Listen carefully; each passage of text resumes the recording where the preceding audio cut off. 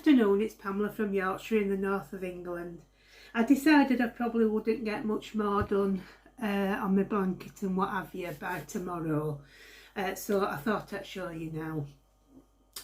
Now I'm on to the, I think I was on the third repeat of the mustard when I spoke to you last about it, and so I joined the, I think I have explained, but I'm going to do 8 rows of the multicoloured and then 4 rows of each of the different colours, the separate colours, and then I'm going to see how much length I'm going to have then, and then if it's, I'll adjust whatever I have to do accordingly. I might put an extra stripe of each separate colour row, just something to make it, you know, stretch out a bit further.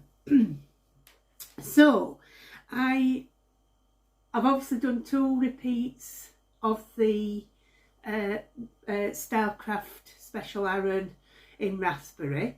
When I've got to the end of this row, I'll be doing the pattern row, and then it's just 1 more row and you've done your full repeat. So it's coming along, it's just not as fast as I thought. My neck is a bit better today, by the way. It's just being able to work my right hand really to do the crocheting. Anyway, it's still coming on along nicely and I really like it. Now the table runner isn't faring as well because obviously with it being finer work, I think that it strains on you a little bit more.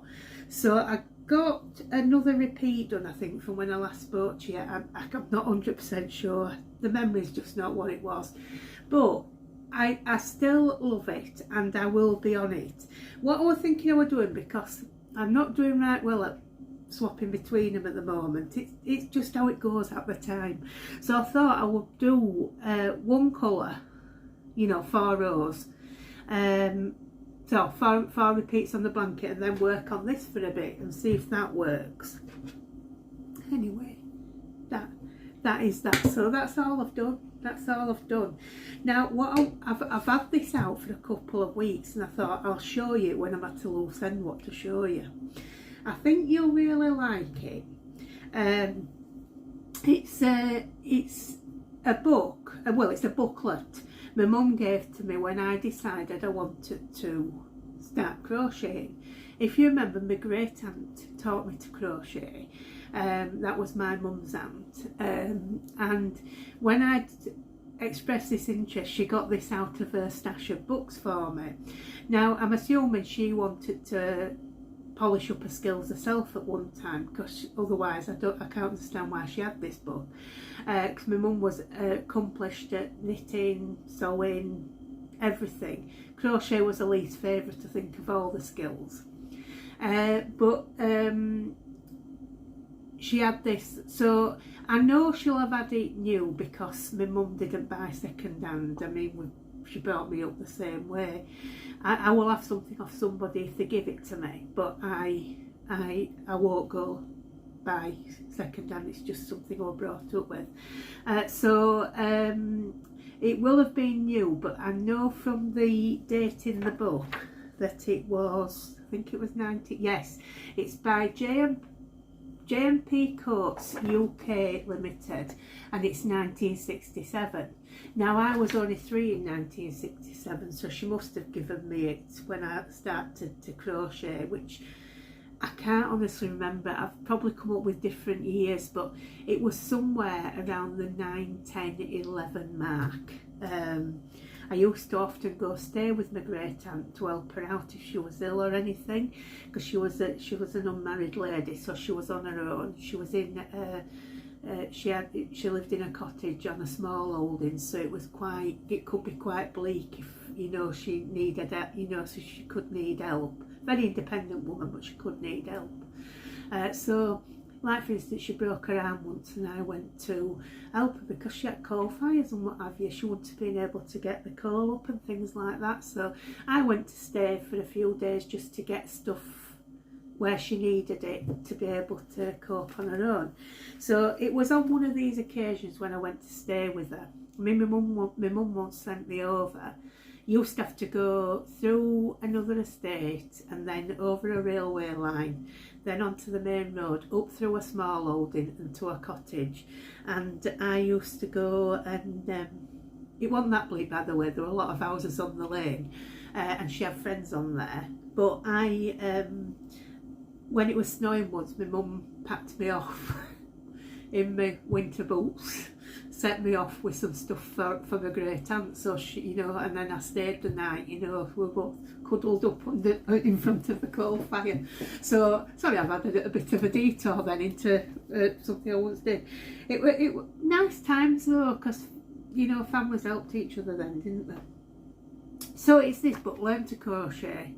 Like I say, we've identified it to 1967. It was 2 shillings when it was new. Yeah, so I can't say I've ever used it though. Can I just say, I remember giving it to me and I remember looking at it, but I think everything seemed too hard for me.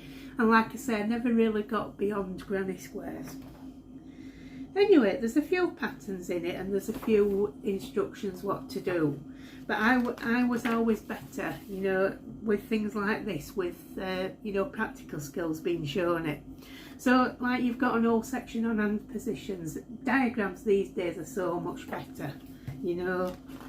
Still a precious book to me, though. And then, you know, how to do chain stitches and things like that, all the basics. And then there's like a section on like how to even launder your crochet, so how to put it through washing, what things mean.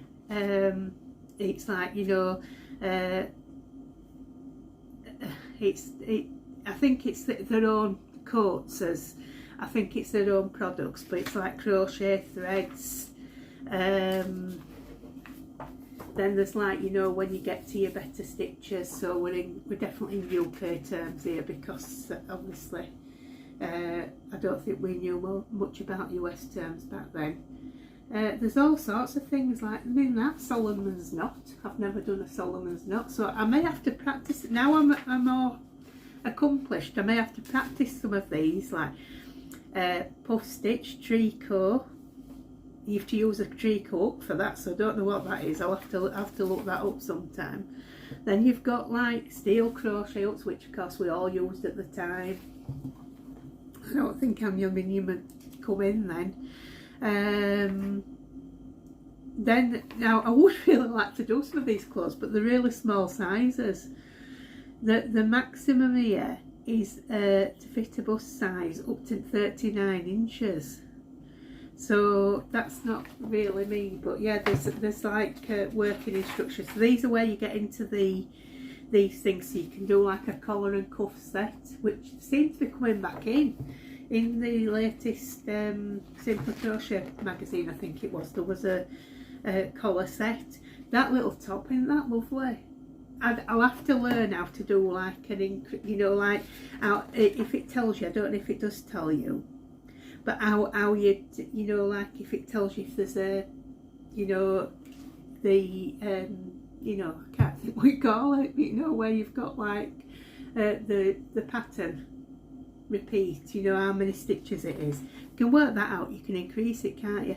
Then look at all these. Now my auntie used to do all these, you know.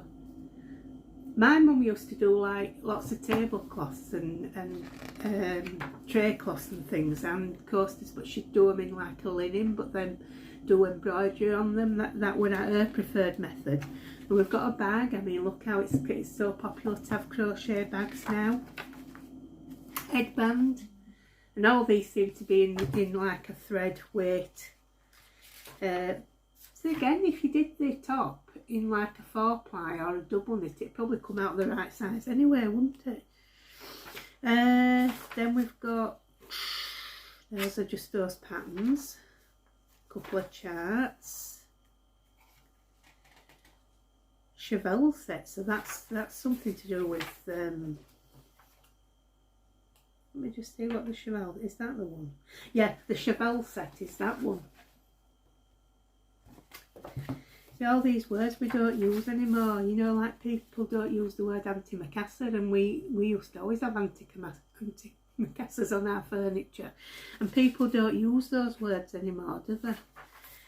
So these are all the patterns that you can do. Men's ties, now I've seen lately that some people are crocheting ties. All this stuff's coming back. Then we've got, I think, is that showing blocking? Yeah, I think that, oh no. Is it showing, I think it's attaching it to a cushion. Look at those pretty ones, those. Place settings, all the charts for them there. So that's really it. I mean, I know it's only a brief look at it, but I mean, it's a lovely thing to have. Wouldn't it be great to do a look at that? I don't think, is that a different one? That might be, is that a different one? Let me just see. I may have, yeah, it's a different one, that one. That's really pretty. So, yes, and that's on page 19. So it's where some of the pictures are in different places. Like, see, that's where you do it around the edge of cloth, you know. Yeah, I love that one, but whether I'd have the patience, I don't know. It'd have to be using thread, you see, and like I say, I'm not sure I've got the ability for that. But yeah, Julie at Caseman's Crochets, I mean, these are the sort of things she's having a go at. Look at that, an apron with the trim round it. My mum used to make her own aprons, but she just did them by sewing. I've still got some, actually.